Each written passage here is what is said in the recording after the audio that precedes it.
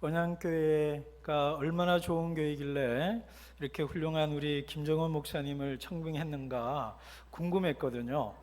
와서 보고 찬양하고 이렇게 기도하는 모습 보니까 역시 좋은 분을 알아볼 만한 좋은 교회구나, 김정원 목사님이 잘 왔구나, 그런 생각을 하게 됐고요. 여러분의 높은 안목과 또 수준을 제가 알게 되었습니다. 정말 이런 귀한 교회가 있다는 걸로 감사하고요. 그리고 또 아마 제가 첫 번째 외부 강사죠?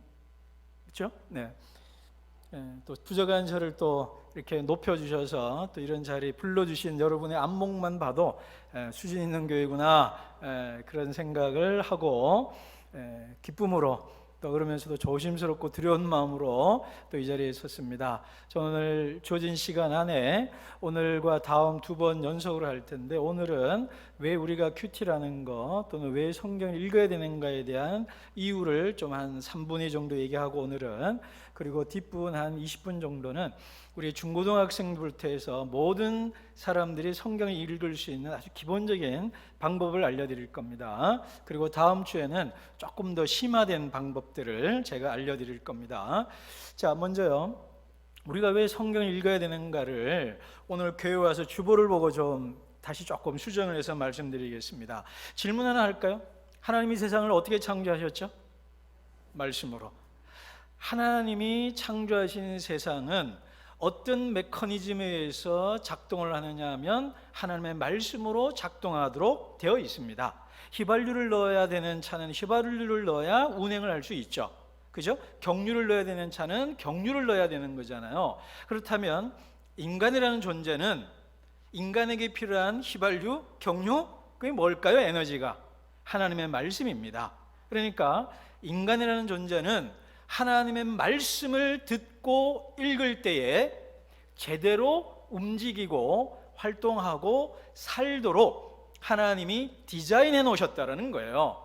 그렇기 때문에 우리가 왜 성경을 읽어야 되는가? 하나님의 말씀을 듣지 않으면 하나님의 말씀으로 창조되었기에 말씀으로 살아가라, 그렇게 되어 있기 때문에 우리는 말씀을 읽을 수밖에 없어요. 그래서 사울왕이 왜 하나님께 버림받았습니까? 네가 하나님의 말씀을 버렸으므로 나도 너를 버려 왕이 되지 못하게 한다. 무슨 말입니까? 하나님의 말씀을 먹어서 경유를 넣어서 운행하도록 되어 있는데 네가 그걸 안 넣었으니 기계가 고장 날 수밖에 없고, 고장 났으니 폐차시킬 수밖에 없지 않느냐. 네가 하나님의 말씀을 존중하지 않고 하나님의 말씀을 읽지 않고 하나님의 말씀을 먹지 않았으니 너는 고장난 차가 되는 거고 결국 폐차될 수밖에 없어. 그 얘기 아닙니까? 우리가 왜 하나님의 말씀을 읽어야 될까요? 우리가 그렇게 만들어졌어요. 그렇게 디자인이 되어 있다 이 말이에요. 그렇기 때문에 하나님의 설계 방식을 따라서 우리가 성경을 읽어야 제대로 살 수 있다 이겁니다. 고장난 폐차가 되는 것이 아니고 제대로 운행을 잘할 수 있는 하나님의 사람이 된다는 것입니다. 그러므로 하나님께서 디자인한 영광스러운 우리 언양교회 여러분, 하나님의 말씀으로 디자인되고 설계된 여러분들이 말씀을 읽어서 하나님께 영광 돌리는 여러분 되기를 주의 이름으로 축복합니다. 그래서 사울처럼 버림받는 하나님의 사람이 아니라 다윗처럼 하나님의 마음에 합한 여러분 되기를 다시 한번 축복합니다. 그래서 구약 성경부터 제가 쭉 흘러올 텐데요, 왜 우리가 성경 읽어내는가를 창세기와 사무엘로 왔죠. 그러면 이제 또 신약으로 넘어오면 우리 기독교라는 종교의 독특성이 뭐냐면 로마 시대 때 비교 보면 알 수가 있습니다. 로마 시대 당시에 우리 예수님의 복음이 바울과 베드로 등등 사도를 통해서 로마까지 전파가 되었잖아요. 그래서 로마에 있는 지식인들과 로마에 있는 사람들이 기독교를 아주 독특하고 희한한 종교라고 생각했다 그럽니다. 그 첫 번째가 하나만 얘기를 한다면 당시 모든 종교는 제사 종교라고 그럽니다. 제의 종교라고 그래요. 그러니까 아주 웅장한 성전을 지어놓고 거기서 양이나 염소를 막 태우면서 막 엄청난 음악과 막 복장도 화려하고 뭐 그렇게 예배드렸다는 거예요. 근데 기독교는 제사 종교가 아니라 예배 종교가 아니라 경전 종교였다 그래요. 그러니까 기독교와 로마에 있던 모든 종교와의 차별점이 뭐냐면 기독교는 성경을 읽는 종교였다는 거예요. 그러니까 경전 중심의 종교였다는 겁니다. 그래서 초대교회 신자들은 모이면 떡을 떼고 말씀을 읽고 서로 토론하고 강론하면서 이 말씀의 뜻이 무엇이냐, 그리고 우리가 이 말씀 따라 어떻게 세상을 살 거냐, 그걸 고민하고 살았던 사람들이 초대교회 신자라는 겁니다. 그러니까 신약 성경과 기독교 1세기 기독교의 독특성은 뭐냐면 성경을 읽는 종교다 이 말이야. 그래서 우리 기독교가 기독교인 것은 성경을 강조하는 종교다 이 말입니다. 우리나라에도 불림 문자를 독특성으로 하는 종교도 있죠. 그죠? 불림 문자, 언어를 깨뜨리는 종교들이 있어요. 그럼 우리는 언어로 사는 존재거든요. 그래서 우리 기독교인이 되었다라는 것은 바로 성경을 중심으로 하는 신앙인이다 이 말입니다. 그래서 우리가 왜 성경 읽어야 되느냐? 하나님이 창조하실 때부터 우리는 말씀을 읽고 말씀을 먹어야 살 수 있도록 설계된 존재다. 그래서 하나님 말씀 버리면 하나님께 버림받는다, 그 얘기를 했죠. 그 다음 신약의 교회가 어떤 종교냐? 바로 성경 읽는 종교라는 겁니다. 지금 오늘날 같이 코로나 국면이 왔을 때 우리가 버티고 나갈 수 있는 거는요, 예배도 중요하지만 그와 못지않게 뭐가 중요해요? 우리 성도들이 각자 성경을 읽어야 살아남는 거예요. 지금 우리가 한편으로 생존해야 되는 때가 되잖아요. 그죠? 참 어려운 때잖아요. 생존도 해야 될 뿐만 아니라 이런 시대에 위축되는 면이 아니라 도약하기 위해서 웅크려야 되는 때거든요. 그렇지 않아요? 여러분, 언양교회가 위축될 거예요? 아니면 성장하고 뛰어나가기 위해서 잠깐 웅크렸다가 힘을 비축했다가 때가 되면 디딤돌을 딛고 팡 튀어나가야 될까요? 어떻게 해야 될까요? 이럴 때 우리가 힘을 모아야 되거든요. 그러면 예배를 여전히 중요시 여기면서도 우리가 뭐를 하나 강조해야 되냐면 성경을 읽는 종교, 성경을 읽는 교회가 되면은 하나님께서 기름 부으시고 때가 되면 성령의 불길로 이 지역을 불태우는 역사가 있을 줄로 믿습니다. 그래서 성경을 읽어야 되는 겁니다. 그리고요, 자, 제가 이제 우리 창세로부터 역사를 쭉 훑어가면서 얘기를 하는 거예요. 자, 그 다음 우리 16세기 얘기를 하겠습니다. 종교개혁 당시 얘기를 하겠습니다. 영국에서 실제로 있었던 일입니다. 어느 부모님이 우리 아이들에게 주기도문을 가르치고 싶어서 라틴어로 된 그 벌게이트 성경이라고 합니다. 그 성경을, 라틴어 성경을 영어로 번역을 했어요. 주기도문을. 하늘에 계신 우리 아버지 이름이, 그거를 영어로 번역했고, 이제 영어가 이제 우리말로 하면 한국말이죠. 그래서 아이들에게 번역을 해서 가르쳤습니다. 그것을 알고 중세 가톨릭 교회가 어떻게 했을까요? 이야, 참 귀하다. 상을 줬을까요? 소름 돋는 얘기를 하겠습니다. 그 일가족이 화형당했습니다. 라틴어로 읽을 수가 없어서, 여러분, 우리 성경이 한문으로 처음부터까지 있다면 우리 중고등학생들 읽을까요? 개역개정도 읽기가 어려워서 이게 딴 나라 성경 같은데, 딴 나라 언어 같은데, 이 성경을 한문으로 있는 걸 우리 애들 알아들으라고 한글로 번역했다고 교회가 일가족을 화형시켰다? 이게 말입니까 당락입니까? 이게 지금 뭡니까 이게? 그러니 교회가 망할 수밖에 없는 거고요. 그러니 종교개혁이 일어나야 되는 겁니다. 그래서 루터가 쓴 독일 크리스찬 기족에게 고함이라는 유명한 종교개혁 3대 논문이 있어요. 거기에 독일 종교와 개신교, 이 캐톨릭의 문제가 뭐냐면 세 가지를 하는데요. 첫 번째, 두 번째가 뭐냐면 성경에 대한 얘기입니다. 왜 성경을 사제만 읽냐? 그리고 성경 해석할 권리가 왜 교황에게만 있냐? 모든 신자가 성경을 읽고 모든 신자가 성경을 해석하게 하자. 그래서 시작한 교회가 종교교육이고 우리 개신교회, 프로테스탄트예요. 결론적으로 먼저 말씀드립니다. 우리가 성경을 읽지 않는다면 여러분은 몸은 고신교를 다니고 개신교를 다니지만 몸은 개신교인인데 마음은, 영혼은 캐톨릭 신자예요. 성경을 안 읽고 교회를 다니는데 그거는 캐톨릭 신자입니다. 여러분, 그 1960년대에 꽤 오래됐습니다만 가톨릭 교회에서 바티칸 II 라는 유명한 공회가 있었습니다. 그때 이제 그 캐톨릭이 많은 그 혁신을 이루어요. 그때 중요한 결론 중에 하나가 뭐냐면요, 평신도들이 성경을 읽어도 된다, 이렇게 나와요. 뭐라고요? 읽어라가 아니고 읽어도 된다. 그 말은 뭐냐면 읽지 말라는 뜻입니다. 실제로요, 사제들이, 신부들이요, 이 어려운 성경을 왜 읽어? 평신도들이 그래요. 안 읽는 게 편하고 좋은 거예요. 여러분, 그러니까 여러분, 성경을 안 읽고 예수 믿을 수 있는 교회를 찾으시면 가톨릭을 가시면 됩니다. 근데 괜히 우리 고신교회를 오고 우리 언양교회 와가지고 성경 읽으라는 소리를 듣고 그러잖아요.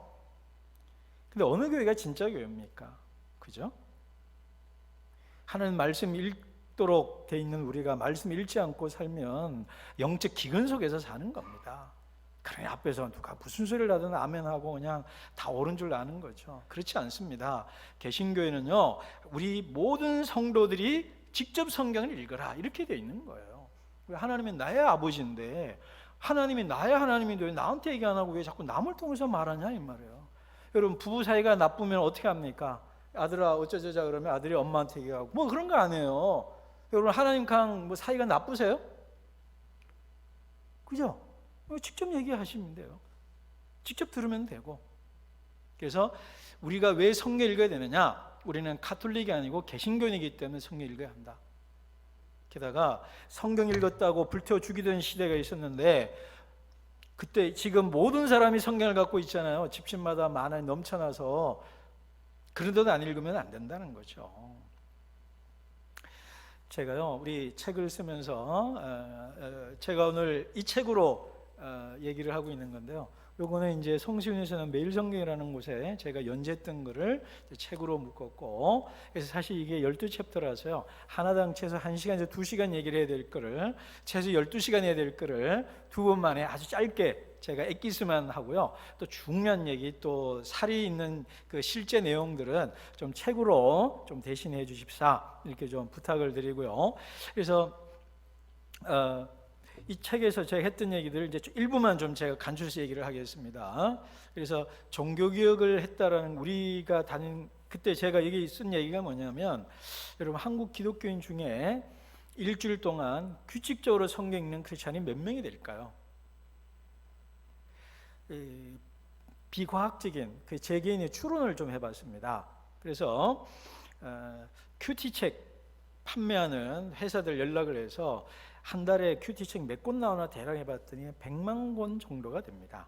우리 유명한 생명의 삶, 매일 성경, 그리고 복 있는 사람 뭐 이런 걸 쭉 GT 이런 거를 모아봤더니 한 100에서 한 120만 권 되더라고요.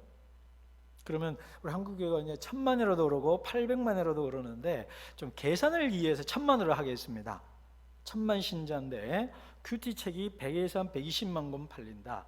그러면 그 다 출판사 물어본 결과 팔렸다고 다 있는 건 아니거든요. 그러면 많아도 50만 명이라는 거예요. 더 짜게 말하면 30만 명입니다. 1000만 명 중에서 30만 명이라는 거예요. 그러면 그 외에 개인적으로 성경 읽는, 그러니까 큐티책을 사지 않고 그냥 통독하는 분들도 있을 거 아니에요.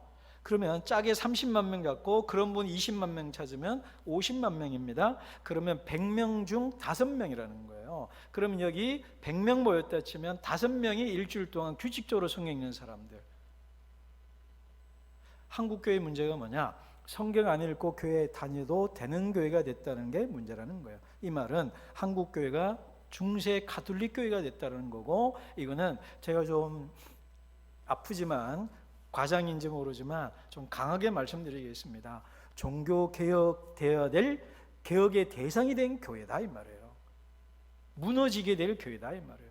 성경을 안 읽고도 교회 다니고 집사가 되고 장로가 되고 목사가 되고 전도사가 될 수 있도록 권사가 될 수 있는 교회라면 이거는 중세 가톨릭 교회랑 똑같다 이 말입니다. 우리 언양교회는 안 그런 줄로 믿습니다. 안 그러니까 저를 부른 거죠. 또 안 그런 교회가 되려고. 그래서 우리 교회는, 우리 언양교회는 종교개혁 전통을 갖고 있는 교회잖아요. 그러니 전통이 있다고 말하면 뭐합니까? 전교인 중에 성경 안 읽는 사람이 너무 많으면 그건 무슨 말입니까? 여러분, 부부 사이가 일주일에 말 한 번 안 하면 그 정상적인 부부가 아니잖아요. 한 집에 살면서 일주일 동안 말 한 번 안 한다, 건강한 가족은 아니잖아요. 여러분이 하나님의 자녀고 하나님과의 가족된 공동체라면 일주일 동안 하나님의 말을 한 번도 안 듣고 살 수 있다면 하나님과 한 가족이냐 이 말이에요. 하나님의 자녀냐라는 거예요. 아니지 않냐 이 말입니다. 그러나 여러분은 하나님의 자녀이고 하나님의 말씀을 듣고 있고 더 잘 듣기 위해서 저를 초청한 줄로 압니다. 그러니 하나님 말씀 더 열심히 읽어서 하나님과 가족된, 하나님과 날마다 교제하는 여러분으로 더 성장하시기를 축복합니다. 제가 정리하기 처음에는 이제 창세로 시작을 했습니다. 그래서 우리는 하나님 말씀으로 창조되었고 설계되었고, 예를 들어서 사울과 다윗을 보십시오. 말씀 버렸더니 하나님께 버림받았고, 말씀을 추구했더니 복 있는 사람이 되고 왕이 되었잖아요, 다윗이요. 그죠? 신약 성경은 바로 성전 중심이냐 경전이냐 성전 제2종교냐 이런 얘기를 했죠. 그 다음에 16세기 종교인 얘기를 했습니다. 죄송합니다.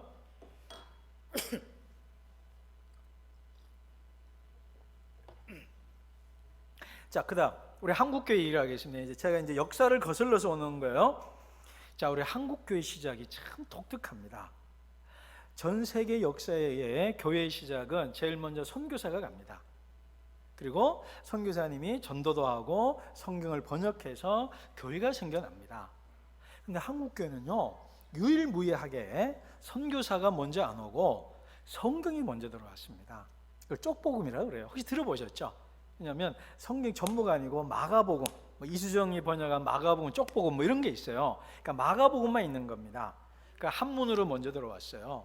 그랬더니 그러니까 한문을 읽는 지식인들이 읽은 거예요. 이게 뭐냐? 그리고 야, 당시 우리가 대한제국 있잖아요. 조선 말기, 구한말, 그리고 일제강점기 들어가기 직전이었단 말이에요. 그러니 많은 사람들 가슴 속에 분노와 슬픔과 좌절과 희망 없음의 시대였단 말이에요. 나라 망하기 직전이잖아요. 망국의 시대잖아요. 그때 희망이 없는 시대잖아요. 그 시대의 사람들에게 한문으로 된 성경을 읽고 언문 성경, 한글 낸 성경을 보면서 사람들의 가슴에 불이 생긴 거예요. 아, 성경을 보니 내게 희망이 있고 이 나라에 희망이 있구나. 성경을 읽으면 희망이 생겼구나. 예수 믿는 나라는 다 잘 살고 부국강병하고, 예수 믿는 길은 유교 500년과 불교 1000년의 역사를 뛰어넘을 수 있는 새로운 비전을 갖고 있구나. 그래서 많은 사람들이 예수를 믿기 시작한 거예요. 여러분, 일제시대 때 독립운동했던 사람들 이름 다 들어보십시오. 거의 몇 명, 그 천도교 빼고요, 대부분 크리스찬들이에요. 도산 안창, 오백봉, 김구, 목량, 여운형부터 해서 기독교인이 아닌 사람 찾는 것이 어려울 만큼 독립운동하신 분들은 죄다 기독교인이었어요. 왜요? 그들은 예수를 믿으면 이 민족이 살 수 있는 길이 있다라고 믿었기 때문에 시작한 거예요. 예수 믿은 거예요. 그래서 그 복음의 불길이, 희망의 불길이 이때까지 왔어요. 근데 이제 우리가 꺼뜨리고 있는, 어쩌면 죄를 범하고 있는 시대에 살고 있는 거예요. 근데 그때 사람들이 뭐였냐? 선교사님이 있는 것도 아니고요, 목사님이 있는 것도 아니에요. 그냥 성도들이 그냥 책을 본 거예요. 그때 이제 그 책 팔러 다니는 사람도 있었습니다. 제 대학 다닐 때만 해도 캠퍼스 안에 타임이나 뉴스 퀴즈 팔러 다니는 사람이 있었고요, 시골에 이렇게 뭐 창비나 이런 거 책 팔러 다니던 원로 할부로 팔던 분 있었잖아요.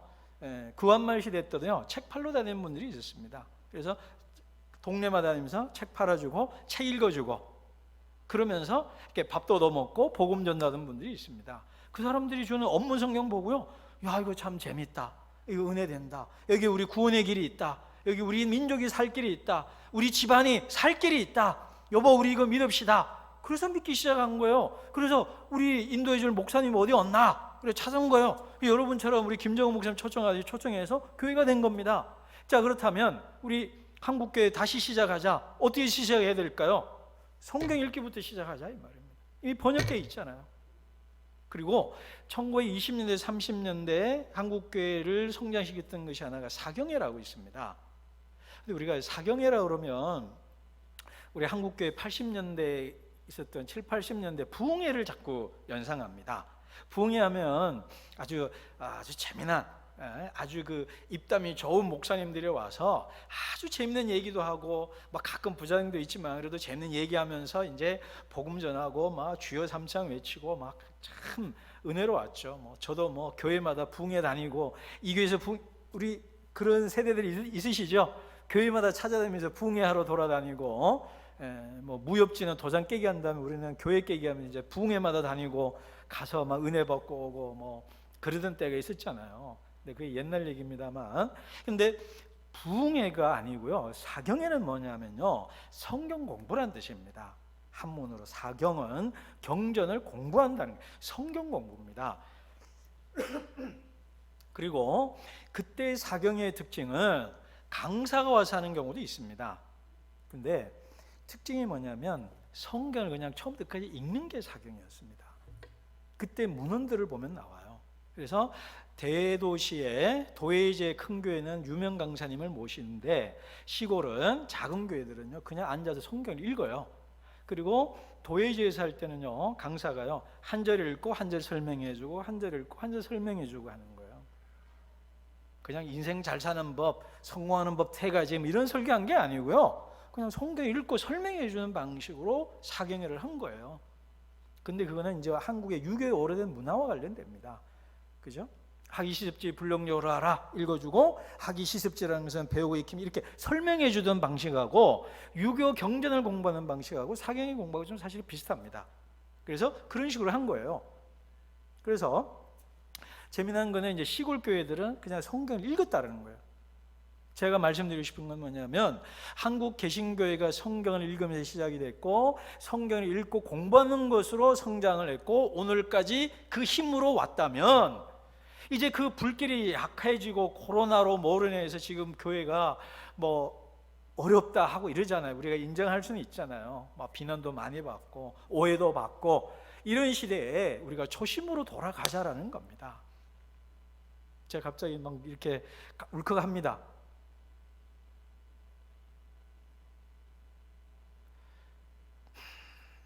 하여튼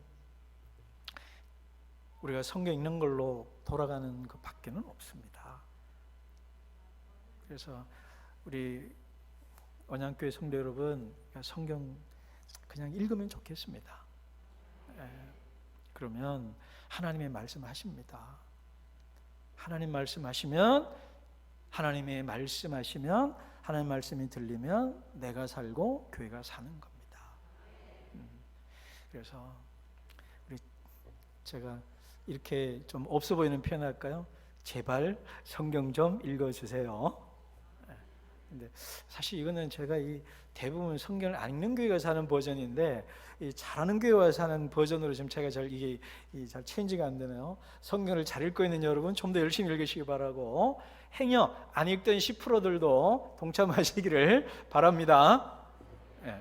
이제 제 간증, 그리고 또 하나 더 얘기하겠습니다. 자, 이제 창세기로부터 해서 신약으로 왔다가 16세기로 왔다가 19세기로 왔습니다. 이제 21세기를 건너겠습니다.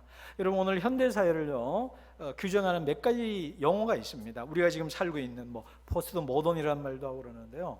혹시 여러분들 읽으신 분 있을 텐데, 독일에 있는 유명한 한국인 출신의 세계적인 철학자가 있습니다. 한국인입니다. 한병철이라는 분입니다. 그분이 쓴 책이 피로사회라는 책이 있어요. 피로하다, 우리 피곤하다 할 때 그 내용의 핵심이 뭐냐면, 내가 나를 닥달한다는 거예요. 쉬지 못하고 일하게 만든다는 겁니다. 옛날에는 남이, 고용주가 나를 피로하도록 착취했는데 이제는 내가 나를 착취한다는 거예요. 그래서 피로사회라는 책 냈는데 그게 엄청난 전 세계적인 베스트셀러가 됐습니다. 아주 여러분 중에 좀 읽어 어렵긴 하지만 100페이지도 안 되는 책이라서 뭐 부피가 짧아서 읽어볼 만도 하고 좀 어렵긴 합니다. 철학적인 내용이에요. 그게 핵심이 뭐냐면 내가 나를 착취한다는 거예요. 그래서 피곤하다는 거예요. 지친다는 거예요. 그래서 전에는 면역 얘기라는 거예요. 전에는 외부에서 나를 빨리 해 이랬는데 이제 내가 나를 요구한다는 거예요. 그래서 그 특징이 뭐냐면 플래너 같은 거, 시분으로 따지면서 뭘 계획을 짜잖아요. 그죠? 자기 개발하는 거. 자기 개발서 열풍이 지금 20년 동안 불고 있잖아요. 자기 개발이 뭐냐면 자기 학대도 될 수 있다 이 말이에요. 근데 그 다음 이분이 쓴 책이 뭐냐면 시간의 향기라는 책이에요. 시간의 향기. 그래서 피로사회, 내가 나를 닥달해서 아프리카 가젤처럼 아침에 일어나면 죽을 때까지, 잠들 때까지 뛰어가는, 왜 뛰어가는지도 모르고 뛰어가다가 지쳐 잠들고 지쳐 죽을 수밖에 없는 현대인들에게 하나의 솔루션을 줘요. 해결책을. 한병철 교수의 제안이 뭐냐면 시간의 향기를 느끼라는 거예요. 이 시간의 향기라는 게 뭐냐면 속도가 아니라 머무름의 기술을 배우라 그래요. 머무름의 기술. 앉아있는 법을 배우라 이 말이에요. 여러분, 청소년들 문제가 뭔지 아시죠? 잠깐 못 앉아 있습니다. 그걸 가장 상징적으로 보여주는 게 뭐예요? 폰이죠. 그래서 요즘 유행하는 말이 멍 때린다 그러죠. 멍 때리는 시간 가지라는 게 지금 이 한병철 교수 얘기하는 거예요. 그러면서 한병철 교수가 쓴 용어가 뭐냐면 묵상을 해라고 나와요. 넌 크리스천이 하는 얘기인데요, 우리가 하는 얘기랑 너무 맞잖아요. 오늘날 현대사회의 대안이 뭐냐? 각자마다 묵상의 시간을 가져라.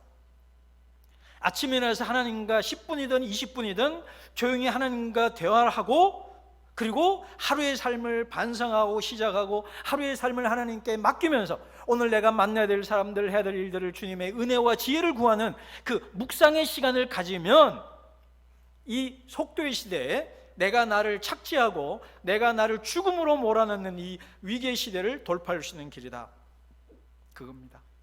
그래서 21세기의 대안이 뭐냐면 묵상이라는 겁니다. 그래서 묵상하라는 겁니다. 바쁜 시대에. 자, 이제 정리되어 있죠. 자, 제가 왜 큐티해야 되느냐, 왜 성일가 되느냐, 제 간증 잠깐 좀 하겠습니다. 저는 좀 부끄러운 간증 좀 하겠습니다.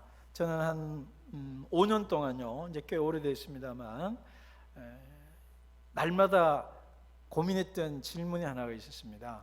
그게 뭐냐면요, 죽일까 죽을까였습니다. 죽일까 죽을까. 무슨 말인지 지금 몇 분이 현타 오는 분위기인데, 제 말 이해되나요? 죽일까는 뭐죠? 죽이도록 미운 당신에게 있었습니다. 그리고 죽을까는 뭐냐면 죽이도록 미운 당신을 차마 죽일 수 없으니 내가 죽어야 되겠다 해서 5년 동안 시편 1편 1, 2절에 하면 주야로 율법을 묵상하는도다 그래야 되는데, 저는 주야로 죽일까 죽을까를 묵상하며 살았습니다. 결론도 말씀드릴까요?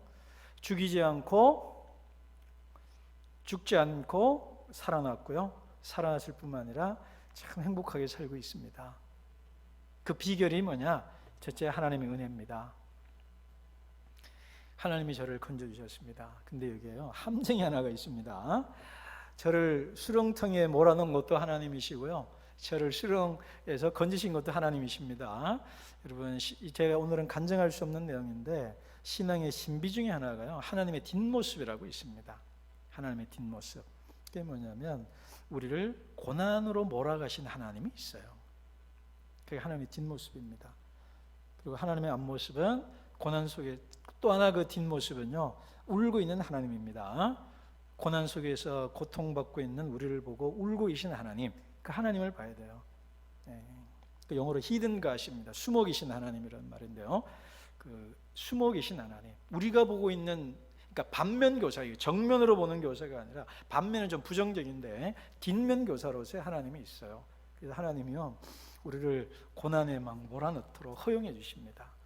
근데 그러면서 이제 울고 계시죠. 함께 아파하시고. 오늘은 그게 핵심이 아니라서 넘어갑니다. 하여간 하나님의 은혜로 제가 살았습니다.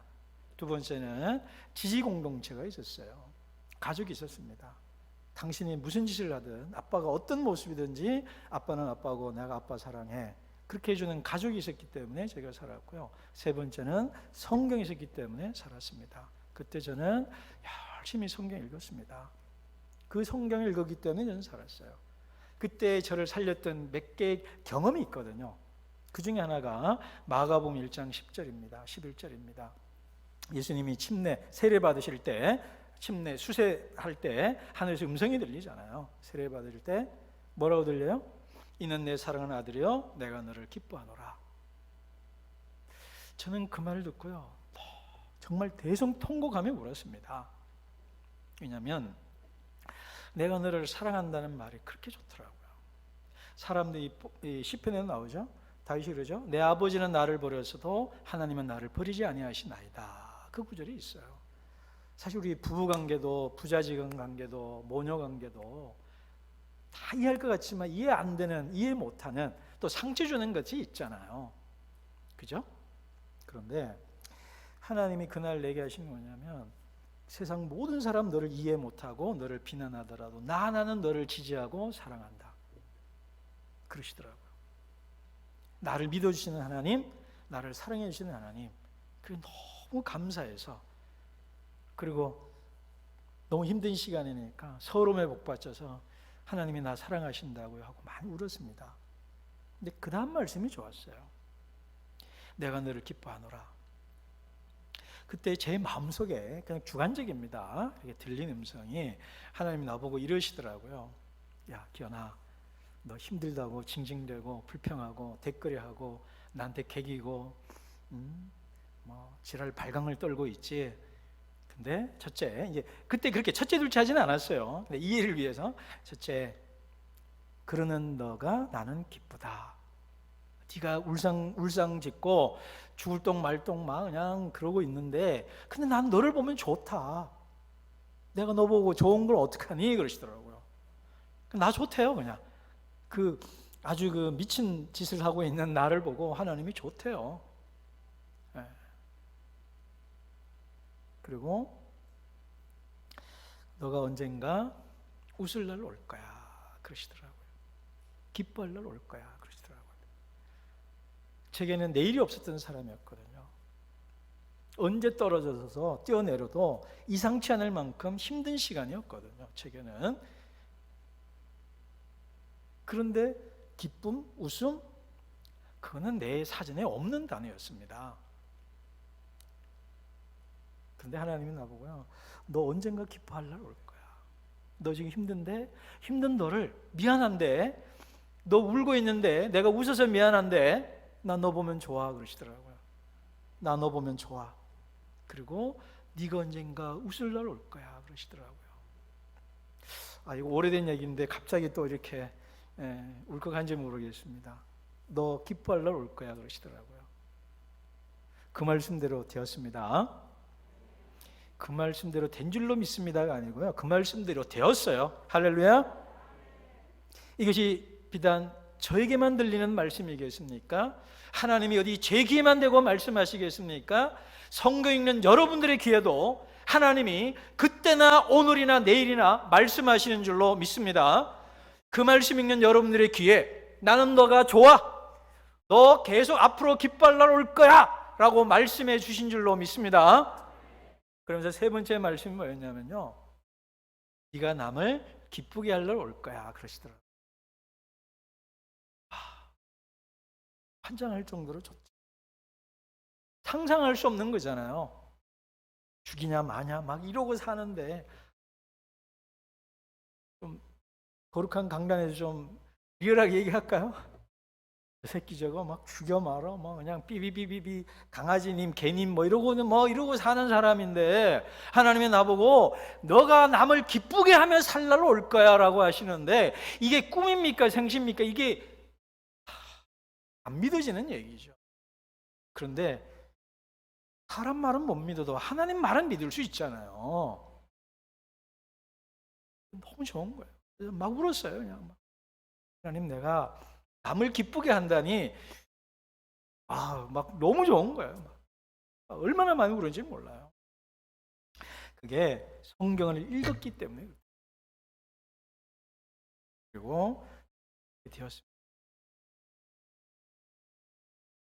그래서 제가 코스타 강사로도 나가고 전 세계로 나가고 많은 곳에서 책 쓰고 강의하고 설교하고 하면서 제가 할 수 있는 만큼, 우리 오늘 CCM 노래처럼 오름직한 동산, 내가 오를 수 있는 정상에 서서 열심히 행복하게 살고 있습니다. 사람들 나보고 왜 그렇게 자기를 학대하며 사네요. 저 정말 미치도록 바쁘게 살고요, 제가 미치도록 행복하게 삽니다. 제가 이런 얘기를 자주 합니다. 한국교회 목사님이 14만 명이라고 들었습니다. 농담으로 4천 명이 모자라서 예수님이 재림한다, 뭐 이런 농담도 우리 가끔 하는데 그냥 농담입니다. 근데 14만 명 중에 주관적인 평가를 한다면 내가 한국에서 제일 행복한 목사다라고 제가 주관적으로 절대 확신합니다. 여기 와서 보니까 우리 김정은 목사님보다 좀 못할 것 같아요. 1등 양보하겠습니다. 너무 좋은 교회에 와서 저는 이 세상에서 제일 행복한 목사로 삽니다. 그날 그 말씀대로 된 겁니다. 여러분, 우리가 왜 큐티를 해야 될까요? 왜 성경을 읽어야 될까요? 제가 이 책에 썼습니다. 그리고 제가 가슴속에 새겨둔 문장이 있어요. 왜 큐티하는가? 죽지 않기 위해서. 왜 큐티하는가? 죽지 않기 위해서. 너무 비장한가? 살기 위해서. 다시요. 왜 큐티를 하는가? 죽지 않기 위해서. 제 경험입니다. 그 시기에 내가 말씀 읽지 않았으면 죽였거나 죽었어요. 그거는 100% 장담할 수 있습니다. 이건 제 얘기입니다. 제가 창세기로부터 1세기, 16세기, 19세기, 21세기 했죠? 이제 내 얘기로 돌아왔어요. 저는 큐티하지 않았으면, 성경을 읽지 않았으면 단언컨대 죽었습니다. 죽였거나 죽었거나 뉴스에 나왔거나 그랬을 겁니다. 왜 큐티하는가? 죽지 않기 위해서. 너무 비장한가? 그렇다면 살기 위해서. 그 다음 이렇게 썼어요. 살아도 사는 것처럼 살기 위해서, 사람답게 살기 위해서, 참답게 살기 위해서, 죽는 날, 하나님 앞에 가는 날, 아, 잘 살았다 하는 말 하기 위해서 나는 큐티한다. 이 고백이 저만의 고백이 아닌 줄로 믿습니다. 이 자리에 있는 여러분들의 고백이 되기를 바랍니다. 말씀을 읽어서 살기 바랍니다. 제가 청년들에게 자주 하는 얘기가 있습니다. 다른 얘기부터 하겠습니다. 인디안 추장, 아메리칸 인디안들에게 전하는 얘기가 있습니다. 어느 꼬마가요, 지혜로운 할아버지에게 이런 얘기를 해요. 할아버지, 자꾸 내 마음속에 뭐가 싸워요. 그래, 뭔데? 그랬더니 검은 개와 흰 개가 날마다 싸워요. 그래서 힘들어요. 그래. 어떻게 하면 될까요? 그랬더니 그 지혜로운 할아버지가 이렇게 대답을 했습니다. 그러면 검은 개에게는 먹을 것을 주지 말고 흰 개에게 먹을 것을 주렴. 사랑하는 성도 여러분, 여러분 마음속에 하나님을 향하는 마음이 있고 세상을 향하는 마음이 있어요. 어디에 먹을 것을 주고 어디에 먹을 것을 주지 말아야 되는지는 알잖아요. 그죠? 제가 청년들이 하는 얘기가 있습니다. 중고등학생들에게 세상의 말이, 그때 제가 세상의 말이 들렸고요, 하나님 말이 들렸거든요. 죽일까 죽을까, 살까 살릴까, 그죠? 이 말이 들렸는데요, 제가 하나님의 말씀을 읽지 않았으면 세상의 말만 들렸을 거고 세상의 말만 들렸으면 죽었습니다. 제가 청년들과 우리 중고등학생이 얘기하는 거 뭐냐면, 세상의 말을 압축해서 말하면 스펙이라고 할 수 있습니다. 네가 사랑받고 인정받고 칭찬받기 위해서는 뭐 돈이 있어야 되고, 키가 어떻고, 영어가 어떻고, 대학이 어떻고, 돈이 어떻고 등등등등 하는 이런 것들이 있어야 너는 사람다울, 뭐 인정받고 사람들에게 칭찬받고 좀 안정된 삶을 살 수 있으라는 얘기를 계속 듣습니다. 그러다 보면 루저라고 흑수저라고 위축이 되고 결국 자포자기하고 절망하게 되는 거죠. 근데 한쪽 귀에는 뭐가 들어야 돼요? 하나님 말씀이 들립니다. 하나님은 뭐라고 그래요? 난 너 좋아. 나는 너만 보면 좋아. 미치겠다.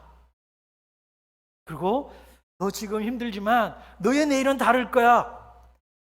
나는 너의 내일은 다를 거야. 그리고 너의 내일은 남에게 기쁨과 행복을 주며 의미 있는 삶, 가치 있는 삶, 한 번 살아도 제대로 사는 삶 살 수 있어. 그 말이 계속 들려와요. 근데 우리 청년 여러분, 성도 여러분, 어떤 말을 많이 듣느냐에 따라서 여러분의 인생이 바뀌는 거예요.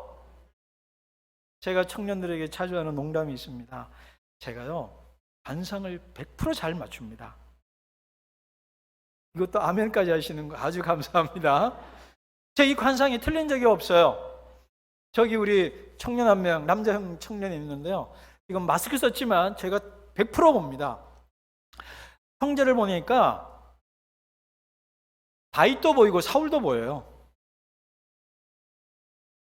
사울처럼 살면, 하나님 말씀 모르면 사울이 되는 거고, 주야로 율법을 묵상 안 하게 됐던 다윗 시편 1편 1, 2절처럼 다윗을 하면 다윗이 될 상이에요. 그러고 보니 앞에 계신 우리 목사님도 그렇고 장로님들도 그렇고 관상이 비슷합니다. 얼굴에 두 개가 보여요. 다윗도 보이고 사울도 보이고. 제 관상 맞죠? 그죠? 근데 내가 유일하게 의겨 보니까 사울은 희미하게 보이고 다윗이 뚜렷하게 보이네, 여러분 얼굴 속에서. 할렐루야. 기분 좋죠? 100%가 말하는 거기 때문에 100% 맞는 말입니다.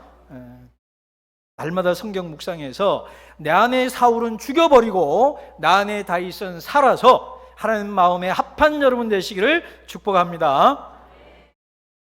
자, 그래서 제가 죽지 않고 살고 살리니라 하게 된 것이 성경 묵상이었다는 겁니다. 여러분, 이제 여호수아가 말했던 것처럼 나와 우리 집은 오늘날 여호와를 택하겠노라 라고 말했다면 오늘 여러분 결단하는 시간이 되기를 바랍니다. 나와 우리 가족은, 우리 청년에는, 우리 학생에는, 우리 구역은, 우리 초등부는 사울의 길이 아니라 다윗의 길을 선택하리라. 이 결단은 오늘 되시기를 축복합니다. 아멘. 이렇게 은혜롭게 마치면 되는데 이제 또 은혜를 좀 차분하게 정리하면서 마치겠습니다. 그러면 뭐 어떻게 해요? 큐티 묵상 어떻게 하면 됩니까? 라는 질문에 대한 차분한 설명을 드리고 마치겠습니다. 자, 죄송합니다. 잠깐만요. 자, 제가 이 책을 쓸 때 가상 독자라고 있습니다. 저자들은요, 제 자랑 좀 하겠습니다. 제가 이게 15번째 쓴 책이고요. 제가 몇 달 전에 쓴 책까지 하면 16권을 책을 썼습니다. 그리고 제가 번역을 7권 했고요. 또 학술지 논문을 16편 썼습니다. 책 쓰는 목사입니다. 그래서 책 쓰는 전문가입니다. 그래서 제 밑에 목사님들이 책 쓴 목사님들이 꽤 많아요. 우리 김정은 목사님도 책 쓴 훌륭한 목사님의 씨앗을, 맹아를 갖고 있는 분입니다. 그죠? 그래서 김기현보다 더 나는 김정은 목사님의 신발끈도 감당치 못할 요한이 되고 예수가 될 줄로 믿습니다. 아멘이 왜 이렇게 적습니까? 제가 신발끈도 못 매는 사람 되니까 당신 그 정도 아니야 이래서 아멘 안 하신 줄로 믿습니다. 네, 갑자기 놀래가지고 정말 좋은 분입니다. 인성과 실력과 다 갖추신 분인데요. 3박자 4박자 다 갖춘 분입니다. 자, 제가 왜 이런 얘기하는 게 돌아와서 모든 사람이 성경을 묵상하려면 타겟 독자가 있어요. 무슨 말이냐면 이 사람도 큐티하면 모든 사람이 알 수 있다. 동의할 수 있는 사람. 그리고 오늘은 첫 번째 얘기하고요. 다음 주 주부들을 얘기를 할 겁니다. 오늘은 이제 중고등학생들, 좀 학생이 왔다 참 감사한데요. 청소년들이 큐티하면 누구나 알 수 있다. 동의됩니까? 다음 주는 그냥 맛을 좀 드릴게요. 워킹맘인데 우리 교인들이 그러는데요. 애 셋을 키우면서 출근하면서 남편과 시댁을 모시고 사는 우리 교인 하나가 있거든요. 그런 30대 후반 여성이 큐티할 수 있으면 누구나 할 수 있다. 아멘? 동의되죠? 지금 교회 중고등부는요, 교회 안 나면 맞아 죽을 애들, 교회 안 나면 용돈 뺏기는 애들, 핸드폰 뺏긴다는 잔소리 듣기 싫어서 나와 있는 애들. 그래서 예배에는 시체놀이 하고 있는 아이들. 딴 교회 얘기입니다. 이게 언양교는 아닐 거예요. 네. 웃는 거 보니까 약간 뭐 좀 그런 냄새가 있는 모양입니다. 그러니까 막 애들이 잔소리 듣기 싫어서 너 오늘 교회 안 가면 핸드폰 너 뺏는다, 뭐 사준다 안 사준다, 막 그러니까 애들도 이제 애들 표현하면 짱나는 거죠. 막 그냥 나가주는 거지. 여러분 나와주는 거지 나오는 게 아닙니다, 애들이요. 네. 하여튼 그런 아이들도 큐티할 수 있으면 다 할 수 있다 이겁니다. 그래서 제가 이 책 이제 2장에 큐티가 뭐냐, 묵상이 뭐냐 하면 시편 1편 2절대로 하자라는 겁니다. 시편 1편 2절 봐요. 복 있는 사람은 복 있는 사람은 악인들의 길을 따르지 아니하며 죄인들의 길에 서지 아니하며 오만한 자들의 자리에 앉지 아니하고 세 개 나온다며 주동사 주절이 나옵니다. 오직 여호와의 율법을 즐거워하여 그의 율법을 주야로 뭐 하는도다? 묵상하는도다. 여러분 묵상한다는 단어가 뭘까요? 묵상한다는 그 한문으로 보면 말없이 생각한다는 뜻입니다.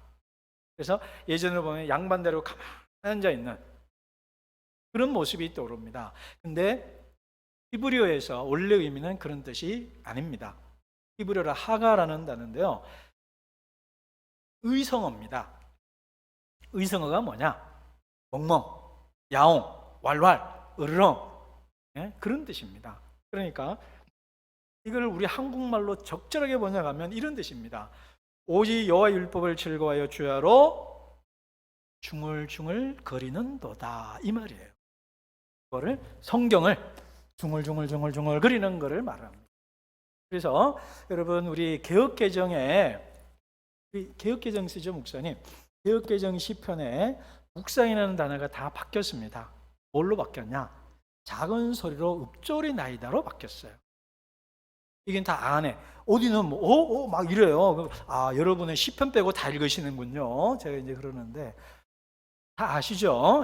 작은 소리로 읊조리나이다로 되어 있어요. 딱 두 군데만 묵상이에요. 오늘 여기 하고 내 마음의 묵상과 내 입의 말이 주께 일납되기 원합니다 할 때 그때만 묵상이에요. 나머지 뭐로 됐냐? 내가 주의 말씀을 삼아요 아침 일찍 일어나 묵상하나이다를 아침 일찍 일어나 작은 소리로 읊조리나이다, 이렇게 돼 있어요. 우리 한국 사람 알잖아요. 작은 소리로 읊조린다, 그러니까 중얼중얼 거린다, 이 말입니다. 고상하게 있어 보이는 표현을 하면 읊조리나이다, 좀 없어 보이게 그냥 그대로 말하면 중얼중얼 거린다, 이 말이에요. 책 읽는 소리입니다. 책 읽는 소리. 그러니까 야옹, 멍멍, 사람은 쭝얼쭝얼 읊조린다, 이 말이에요. 그래서 큐티가 뭐냐, 묵상이 뭐냐, 성경을 중얼중얼 소리내서 읽는 거다라는 겁니다. 그래서 묵상 어렵게 생각하지 말고요, 그냥 성경을 입으로 소리내서 읽으면 된다. 입으로 읽어야 되는 이유는 좀 책에 있습니다. 제가 그거는 시간이 없어서 말씀 못 드리고요. 왜 입으로 읽어야 되는지는 성경에 이 책에 있으니까 좀 보시기를 바라고, 목사님 때문에 아주 특별 할인해서 저 뒤에 배치해 놨으니까 좀 구입해 주시기를, 요즘 애들 말로 굽신굽신 하겠습니다. 자, 그래서 그 이유는 이게 설명되어 있으니까 방법만 말씀드리겠습니다. 그래서 큐티가 뭐냐? 여러분 이제 3월부터 복 있는 사람이라는 이제 큐티 책 이제 교회에서 이제 구독하고 이제 할 겁니다. 그러면 그 본문을 3번만 읽으면 됩니다. 우리 이제 밀당 좀 합시다. 여러분, 요 큐티 본문 짧으면 10절, 길면 20절입니다. 조금 더 길 때도 있어요. 그냥 평균 20절을 합시다. 20절을 한 번은 소리내서 읽고, 한 번은 눈으로 읽고, 한 번 소리내서 쭉 읽는 거. 질문합시다. 쉽다, 어렵다? 쉬워요, 어려워요? 그거 어렵다 그러면 할 수 없습니다. 사실은 제가 이제 큐티 오래 한 교회 들어가서 강의를 하거든요. 그러면 그분들은 제 말을 조금 사실 알아들으세요. 3번 읽는 것이, 그러면 와 소리가 나요. 왜냐하면 해방감을 느낍니다. 사실은 이게 기존에 다른 분들이 큐티 가르치는 거를 안 들어보셨으니까 이게 뭔지 좀 구분이 안 되는데, 정말 어렵게 가르쳐요. 여러분, 정말 어려운 거 가르칠 수 있습니다. 정말 쉽게 가르치는 거. 그래서 본문을 3번만 읽으면 큐티 끝. 그래서 여러분 이제 3월 1일부터 그 책 오시면 그 본문을 3번 쭉 읽기만 하시면 돼요. 더 이상 안 바랍니다. 이제 좀 더 바란다면 5번 읽으면 되고요. 그다음 또 하나 바란다면은 3번역을 같이 끼워 넣고 오십시오. 특별히 청년부와 중고등부 아이들은 3번역을 보도록 좀 해주시면 돼요. 왜냐하면 개역개정의 아이들에게는요 외국어거든요. 그러니까 3번역과 비교해서 보면은 애들이 좀 쉽게 읽습니다. 제가요 국민일보 칼럼 오랫동안 썼거든요.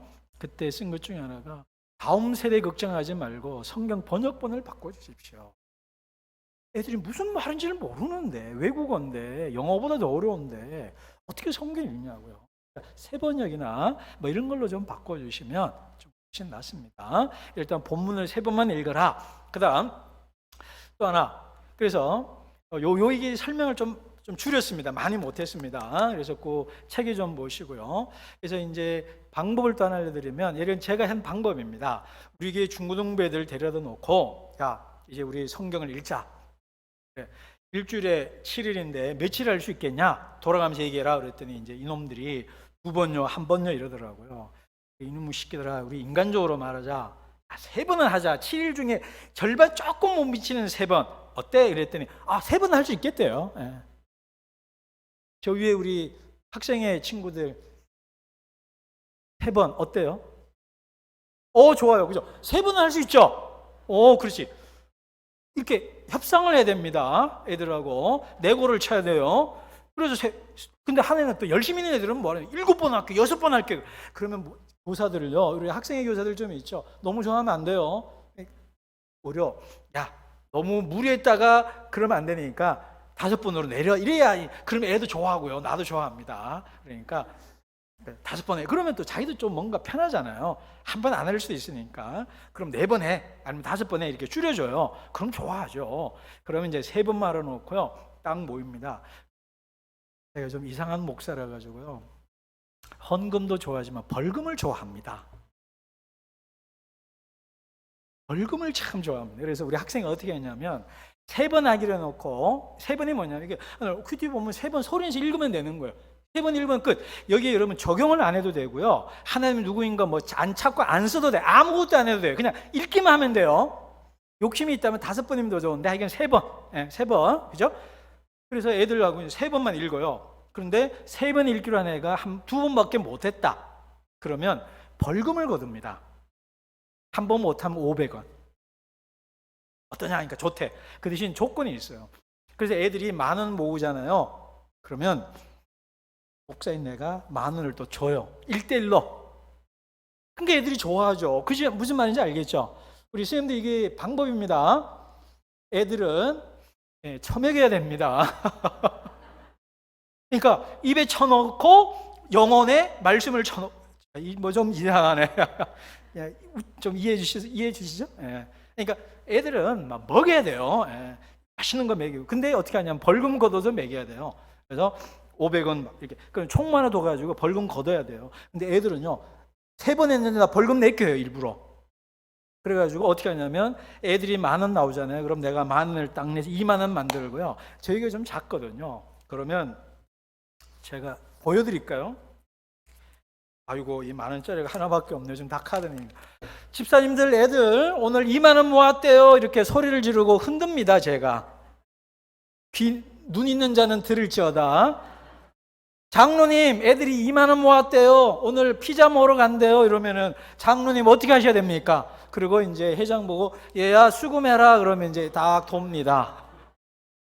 그러면 10,000원 더 나오고 50,000원 나오고, 야 오늘 내 카드밖에 없다. 그러면 그러면 다음에 하면 되죠. 뭐 그 빚도 아니고 재미로 하는 거잖아요. 그러면 그날 뭐 100,000원 나오고 200,000원 나와요. 그러면은 영화 보러 가자, 볼링 한 게임 치고 피자 먹자. 그러면 애들이 뭐 좋아 죽을라 그럽니다. 큐티 할래 안 할래? 그러면 학생이 여러분 큐티 할래 안 할래? 해야죠. 그렇지, 해야지. 돈 버는 건데. 우리 학생의 목사님인가요? 교사들 아시겠죠? 그런 날은 요 복도에서 좀 왔다 갔다 하세요. 장로님 다니면 장로님 애들이 벌금 모았대요 이러면은 우리 장로님들 돈 좀 10,000원짜리 하나씩, 그죠? 뭐 이렇게 내시면 좋죠. 뭐 그저 재미니까. 그러면 애들이 가서 또 피자에 치킨에 또 좋아하는 거 먹고, 그러면은 또 하잖아요. 애들은 미안합니다. 체먹여야 됩니다. 이렇게. 그리고 벌금 모으고 수금해가지고 체먹이고, 큐티에서 아이들 가슴 속에 말씀 집어넣고 그러면 되는 거예요. 그러면 그렇게 하시면 우리 중고등부 애들 우리 다 잘합니다. 그리고 1년 지나면, 이게 미리 가르쳐주면 우리 애들 다 아나? 1년 지나면 이제 다시 밀당 또 해야 됩니다. 이제 3번 잘하지? 야, 이제 한 번 좀 올리자. 이러면은 애들이 이제 재미를 받겠기 때문에 한 번 더 올려요. 그러면 4번. 5번 하면 넌 5번. 그렇고 또 계속 하면 되는 거예요. 그러다가 2년, 3년 지나서 또 한 번 올리고, 그럼 매일 하는 거잖아요. 근데 처음부터 매일 해라 그러놓고 하루 못하면 죄책감 느끼는 것보다 3번부터 올라가는 게 좋습니다. 근데 우리 집사님들은 몇 번부터 할까요? 4번? 그리고 구역예배도 그렇게 하시면 됩니다. 이거 재미로 해야지. 근데 가끔 우리 교인들 그러면 나 돈 안 내 이러면 그 참 분위기 싸합니다. 그 분위기 싸이지더라고요. 재미로 웃고, 우리 밤새 우리 대학 때 이 동양화하고 벌금 개핀 거 갖고 먹고 노는 재미지. 그거 가지고 진지하게 나오면 그 분위기 가뿐 싼데요. 어찌됐든 우리 구역도 그렇게 하시면 됩니다. 그리고 또 하나 솔루션을 드리면 단톡방이 있잖아요. 우리 구역도 그렇고. 그러면 제가 폰을 꺼놓고 저 가방에 놨네. 여러분, 우리 학생들도 어떻게 하냐면 폰으로 음성으로 녹음을 하십시오. 큐티 본문을. 우리 집사님들 제 말 이해되시죠? 우리 여자 성도님들 그렇게 하면 됩니다. 폰을 켜놓고 성경을 읽으면 돼. 그냥 중얼중얼. 그럼 틀려도 됩니다. 그건 뭐 조금 틀리게 읽었다고 뭐 벌 받겠습니까? 지옥 가겠습니까? 안 하는 것보다 100배 나아요. 그러니까 틀려도 돼요. 틀린 대로 천천히 일단 뭐 본인대로 읽고 저장 뚝 한 다음에 카톡방에 올리면 됩니다. 쉬워요? 어려워요? 그리고 요즘 젊은이들은 또 폰으로 쓰는 거 좋아한다 하거든요. 그러니까 그렇게 올리면 돼요. 그러니까 여러분 제 말들을 앞으로 이해될 거예요. 이게 왜 신냐면 뭐 하나님은 누구시고 적용이 뭐고 뭐 그리고 어려운 것은요. 색깔펜 3개, 4개를 준비해요. 하나님은 빨간색, 뭐는 무슨 색, 뭐는 무슨 색. 그렇게 큐티 할래요? 아니면 제가 얘기했는 대로 할래요? 여러분 수준이 높아서 좀 더 어렵게 할까요? 우리 여기 집사님인가요? 권사님 대본 흔드는데 저랑 코드가 맞습니다. 제가 그 수준이거든요. 그럼 뭐 색깔 펜 씁니까? 그리고 어렵게 하실 분은 하셔도 돼요. 그 뒤 위에 어렵게 하실래? 아니죠? 역시 마음이 통하네요. 그죠? 여기도 그렇죠? 그래서 그냥 근데 개 중에 어떤 분은 필사해서 올리기도 합니다. 필사해서 사진 찍어 올려도 되고요. 그 묵상 글을 또 어떤 은혜 받은 글을 글로 써서 올려도 돼요. 우리 교인들은 글로 올리는 사람도 있고 한 명은 가끔 필사해서 올리고 대부분 녹음해서 올리고 그럽니다. 그러면 되는 거예요. 그래서 우리 유치동부도 그렇게 하시면 됩니다. 여기도 유초동부도 그 보기는 사람 거 있나요? 그러면 유초동부 애들은 지 얼굴 나오는 거 싫어해요. 지 얼굴 나오는 거. 그래서 이렇게 여기 폰이라면 여기 큐티 책에다가 카메라를 대고 영상으로 찍는 거예요. 음성이 아니라. 그러면 애가 읽잖아요. 그런 그거를 밴드나 카톡에 올리는 겁니다. 그러면 이제 우리 총무가 횟수를 세요. 누가 제일 많이 했다. 2달, 석 달에 이제 횟수를 세 가지고 또 벌금도 좋아하지만 상금도 좋아한다는 거 아닙니까, 제가? 그래가지고 어떻게 해야 돼요? 상을 크게 줘야 되는 겁니다. 처음엔 크게 주고 나중에 좀 줄여야 됩니다. 왜냐하면 애들이요 영혼이기 때문에 뭔가 돈을 받기 위해서 한다 그러면 이게 오래 못 갑니다. 처음에 한번 재미로 해야지. 그다음 요즘 이제 코로나 때는 못 모이니까 이렇게 애들 좋아하는 거 카카오 상품권을 주고요. 우리 딸이 아주 아이들을 좋아하고 무슨 예쁜 인형을 줬는데 아주 대박 나더라고요. 애들 집집마다 배달해주고. 그러니까 재밌죠. 그냥 재밌게 하는 거지. 성경이 재밌는 거를 왜 이렇게 진지하게 합니까? 요한복음 2장 보면요 이러잖아요. 세상 사람들은 처음에 좋은 술 주고 취하면 나쁜 술 주는데 여기는 처음에 좋은 술 주더니 취하니까 더 좋은 술 준다. 예수 믿는 거는 처음보다 나중에 더 좋은 게 예수 믿는 것의 본질이에요. 아멘. 예수님이 보여주는 하나님 나라는 뭐냐? 가나의 혼인잔치. 예수님이 꿈꾸는 세상은 먹고 마시고 즐겁고 처음보다 나중에 더 좋은 곳. 그것이 교회고 그것이 언양교인 줄로 믿습니다. 그러니까요 그렇게 먹고 노는 겁니다. 그래서 성경 읽고 벌금 걷어서 먹고 놀고 그리고 읽은 사람은 읽어서 좋고 뭐 같이 먹고 놀고 그렇게 하면 우리 유초등부 애들부터 우리 성인 어른들까지 이렇게 하시게 되고 하다 보면 뭐든지 고기도 먹어본 놈이 먹는다고 성경도 읽어본 분이 맛을 압니다. 그래서 한번 먹으면 또 맛있다 하다가 말씀이 내 안에 젖어 들어와서 다윗처럼 하나님 마음에 합한 사람이 되어서 하나님을 기쁘시게 하고 하나님의 기뻐하는 사람이 되는 줄로 믿습니다. 제가 8시 전에 끝내려고 했는데 제가 너무 이 은혜를 받았는지 많이 얘기해서 조금 시간을 길게 해서 죄송하다는 말씀드리고요. 다시 한 말씀드립니다. 우리는 성경을 묵상할 때 얘네들은 시냇가에 심은 나무가 되고 복 있는 사람이 됩니다. 여러분 우리 언양교회가 언양지역과 울산 전체에서 정말 복 있는 교회 되시고 여러분 성도 한 사람 한 사람이 시냇가에 심은 나무 되어서 열매를 많이 맺는 삶, 그냥 삐리삐리 마른 나무가 아니라 잎사귀가 푸르고 계절에 따라 처리되면 열매를 맺어서 그 열매로 새와 나무, 동물들과 사람을 먹일 수 있는 열매 맺는 나무 되어서 잘 살았다. 내가 그냥 교회 다니는 것이 아니라 언양교회를 다니는 게 참 잘했다. 그리고 성경 읽으라는 교회 다녀서 내가 성경대로 살고 성경대로 복받은 사람 되었다. 그 고백이 여러분의 고백이 되기를 축복합니다.